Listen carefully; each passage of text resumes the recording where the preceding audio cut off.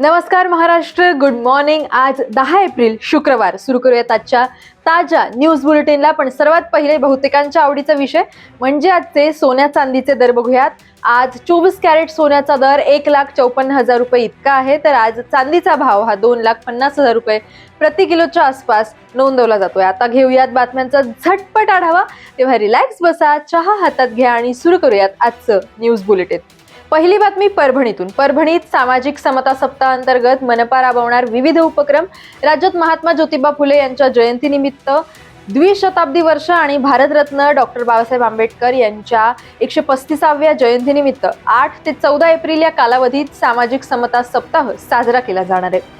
या सप्ताहाच्या पार्श्वभूमीवर मनपाच्या अंतर्गत विविध उपक्रमाचे आयोजन। महापौर सय्यद इक्बाल यांची माहिती। त्याचबरोबर महानगरपालिकेकडून जन्म मृत्यू प्रमाणपत्रासाठी ऑनलाईन सुविधा सुद्धा लवकरच उपलब्ध होणार।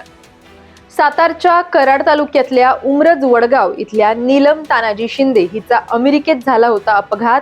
नीलमनं 1 वर्ष 27 दिवस दिली होती मृत्यूशी झुंज, मात्र अमेरिकेत उपचार सुरू असतानाच नीलमचा मृत्यू। आखाती देशातल्या युद्धामुळे तिच्या कुटुंबियांना अमेरिकेत जाता आलं नाही। नीलमवर तिच्या आत्यानं भारतीय पद्धतीनं अमेरिकेमध्येच केले अंतिम संस्कार। परभणीत भारतरत्न डॉक्टर बाबासाहेब आंबेडकर सामाजिक समता कार्यक्रमाचं उद्घाटन जिल्हाधिकारी संजय सिंह चौहान यांच्या हस्ते जिल्हाधिकारी कार्यालयात संपन्न। दिनांक 8 ते 14 एप्रिल या कालावधीत समता कार्यक्रम विविध उपक्रमांनी राबवण्यात येणार। नाशिक नगरीला गालबोट। गेल्या 1 महिन्यामध्ये नाशिक इथं लैंगिक अत्याचाराचे 3 मोठे गुन्हे दाखल। नाशिक इथल्या एका मल्टीनॅशनल कंपनीत महिला कर्मचाऱ्यांवर लैंगिक अत्याचार झाल्याची घटना। यामध्ये 6 आरोपींना अटक करण्यात आली आहे। या घटनेमध्ये धार्मिक भावना सुद्धा दुखावल्याचा प्रकार। तर या संदर्भात मुंबई नाका पोलीस स्टेशन आणि सातपूर पोलीस स्टेशन इथं गुन्हे दाखल। सांगलीत डॉक्टर बाबासाहेब आंबेडकर सामाजिक समता सप्ताहाचा चित्ररथाच्या अनावरणानं शुभारंभ।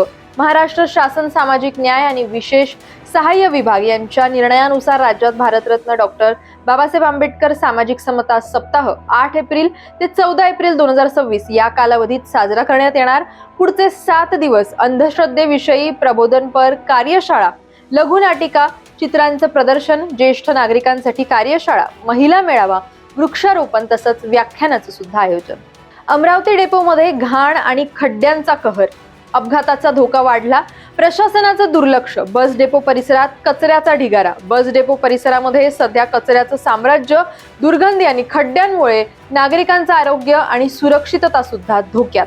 गावातल्या मुख्य बस डेपो परिसरामध्ये मोठ्या प्रमाणात साचलेल्या कचऱ्याच्या ढिगाऱ्यामुळे डास आणि माशांचा प्रादुर्भाव वाढला। वर्ध्यात आर्वी मार्गावर चिंचोली फाट्यावर मिक्सर ट्रक आणि दुचाकीचा भीषण अपघात। अपघातात दुचाकी चालकाचा जागीच मृत्यू, तर 1 जण गंभीर जखमी। दोन्ही जण वाढोणा गावातले असल्याची प्राथमिक माहिती। दुचाकीचा पूर्णपणे चकणाचूर। अपघाताची तीव्रता मोठी। जखमी व्यक्तीची प्रकृती मात्र चिंताजनक। तातडीनं उपचार सुरू। घटनेनंतर घटनास्थळी बघ्यांची मोठी गर्दी। माहिती मिळताच आर्वी पोलीस घटनास्थळी दाखल। पुढील तपास सुरू। छत्रपती संभाजीनगरमध्ये धक्कादायक घटना समोर। भाजीत केस निघाल्याच्या कारणावरून पतीनं पत्नीला केली बेदम मारहाण। रात्रभर वेदना सहन केल्यानंतर विवाहितेनं सकाळी गळफास घेत केली आत्महत्या। या प्रकरणी पतीसह 7 जणांविरोधात छावणी पोलिसात गुन्हा दाखल, तर पोलिसांकडून पुढील तपास सुरू। अमरावतीत तिवसा शहरानजीक बिबट्याचा वावर असल्याचा ठोस पुरावा समोर। अमरावती नागपूर राष्ट्रीय महामार्गावर अज्ञात ट्रकची धडक बसल्यानं बिबट्या गंभीर जखमी। ही घटना वैभव वानखडे यांच्या शेताजवळ घडली असून घटनेनंतर परिसरात भीतीचं वातावरण। वन विभागाचे अधिकारी आणि पोलीस तात्काळ घटनास्थळी दाखल। जखमी बिबट्याला पकडण्याचे आणि उपचाराचे प्रयत्न सुरू। छत्रपती संभाजीनगर जिल्ह्यातल्या सिल्लोड एसटी आगारामध्ये खळबळजनक घटना। वाहतूक निरीक्षक शरद भिवसने यांनी विहिरीत उडी घेत केली आत्महत्या। या प्रकरणी वरिष्ठ अधिकाऱ्यांच्या जाचाला कंटाळून आत्महत्या केल्याचा कर्मचाऱ्यांनी केला आरोप। घटनेनंतर आगारातले चालक आणि वाहक आक्रमक होत छेडलं आंदोलन। परिस्थिती तणावपूर्ण होताच पोलिसांनी मध्यस्थी करत जमावाला केलं शांत। दरम्यान डेपो मॅनेजरसह 3घांविरुद्ध गुन्हा दाखल। नाशिक इथला भोंदू बाबा अशोक खरात प्रकरणाची सखोल चौकशी करण्यासाठी आरोपींवर तातडीनं मोक्का अंतर्गत कारवाई करण्यात यावी, अशी धुळ्याचे माजी आमदार अनिल गोटे यांची आक्रमक मागणी। धुळे शहरामध्ये गुलमोहर रेस्ट हाऊस इथं आयोजित पत्रकार परिषदेत अनिल गोटे यांचं वक्तव्य. या प्रकरणाचा वापर काही राजकीय नेते केवळ पॉलिटिकल ब्लॅकमेलिंगसाठी करत असल्याचंही घणाघाती आरोप. बीडमध्ये मुख्यमंत्र्यांच्या सभेत मुंडे समर्थकांची धनंजय मुंडेंना मंत्री करण्याची मागणी. बीडच्या गहिनाथ गडाच्या 94व्या नारळी सप्ताहाच्या समारोप प्रसंगी मुख्यमंत्र्यांच्या भाषणानंतर केली मागणी. व्यासपीठावर पंकजा मुंडे आणि धनंजय मुंडे यांची सुद्धा उपस्थिती. लातूर जिल्ह्यातल्या रेणापूर जवळ झालेल्या भीषण अपघातात बीड जिल्ह्यातले केजचे तहसीलदार राकेश गिड्डे यांचा मृत्यू. या घटनेमुळे महसूल प्रशासनात हळहळ. लातूर अंबाजोगाई महामार्गावर रेणापूर जवळ पिंपळफाटा इथं हा अपघात. प्राथमिक माहितीनुसार राकेश गिड्डे हे स्वतःच्या कारनं प्रवास करत असताना त्यांचा वाहनावरचा ताबा अचानक सुटला. वेगात असलेली कार नियंत्रणाबाहेर जाऊन पलटी झाली. अपघाताची तीव्रता इतकी प्रचंड होती की गिड्डे यांचा जागीच मृत्यू झालाय. घटनेची माहिती मिळताच रेणापूर पोलिसांनी तात्काळ घटनास्थळी घेतली धाव. भिवंडी शहराच्या विकासाला नवी दिशा देणारा आणखी एक महत्त्वाचा टप्पा. भिवंडी शहरातल्या बिल्डर्स अँड डेव्हलपर्स यांच्या वतीनं आणि आमदार रईस शेख यांच्या हस्ते डीपी रोडचं भव्य उद्घाटन. या नवीन रस्त्यामुळे परिसरातल्या नागरिकांना मोठा दिलासा. वाहतुकीची सोय अधिक सुलभ.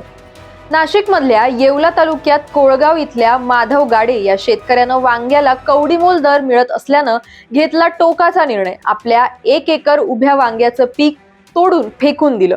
बाजारात वांग्याला केवळ 1 ते 1.5 रुपये प्रति किलो दर मिळत असल्यानं उत्पादन खर्चही निघत नसल्याची शेतकऱ्याची व्यथा. सततच्या तोट्यामुळे शेतकरी झालेत हतबल. शेतकऱ्याला आपली जमीन मोजायची असेल तर 10 ते 12 हजार रुपये इतका भाव द्यावा लागत असे. आजूबाजूच्या शेतीचीही जमीन मोजणी लक्षात घ्यावी लागत होती. त्यानुसार मोजणी किचकट व्हायची. पण आता 1,000 रुपयातच संपूर्ण शेती मोजणी होईल. त्यामुळे 10,000 किंवा त्यापेक्षा जास्त पैसे लागणार नाहीत. सरकारनं खासगी भूमापकांना ही परवानगी दिली आहे. जिल्हाधिकारी खासगी भूमापक नेमणार असल्याची माहिती नागपुरात महसूल मंत्री चंद्रशेखर बावनकुळे यांनी दिली. ठाणे महानगरपालिकेत SIR संदर्भात संयुक्त बैठक. मतदार यादी शुद्धीकरणावर भर. या बैठकीत मतदार यादी अधिक सूचक, अचूक आणि पारदर्शक करण्यावर भर. ठाणे जिल्ह्यातल्या काही तालुक्यांमध्ये या प्रक्रियेची सुरुवात. बीड शहरालगत असलेल्या पालवण इथल्या सह्याद्री देवराई वन प्रकल्पामध्ये मियावाकी पद्धतीच्या घनवन वृक्ष लागवडीची अत्यंत दयनीय अवस्था. 2018-19 मध्ये सिने अभिनेते सयाजी शिंदे आणि वन विभाग यांच्या संयुक्त विद्यमानं राबवण्यात आला होता हा प्रकल्प. मात्र सध्या या प्रकल्पातले अनेक झाडं सुकून काड्यांमध्ये परावर्तित. वन विभाग आणि जिल्हा प्रशासनाच्या कार्यपद्धतीवर आता प्रश्नचिन्ह.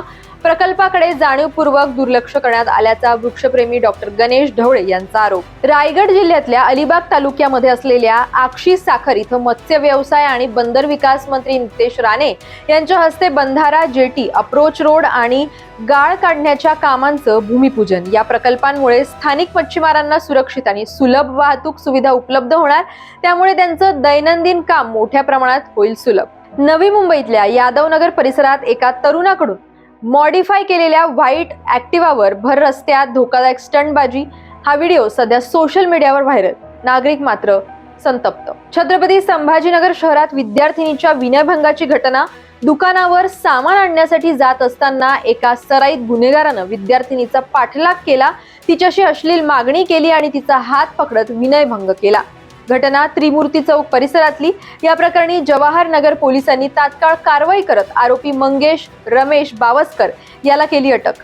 आरोपीची हर्सुल कारागृहात रवानगी. बातम्यांच्या अशाच झटपट पटापट आढाव्यासाठी बघत रहा नवराष्ट्राचे हे वेगवान बातम्यांचं बुलेटिन. भेटूयात उद्या नवीन बातम्यांसह.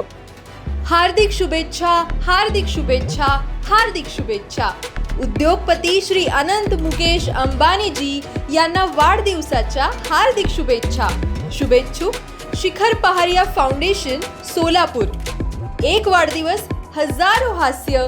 सोलापुरात होतोय माणुसकीचा महोत्सव.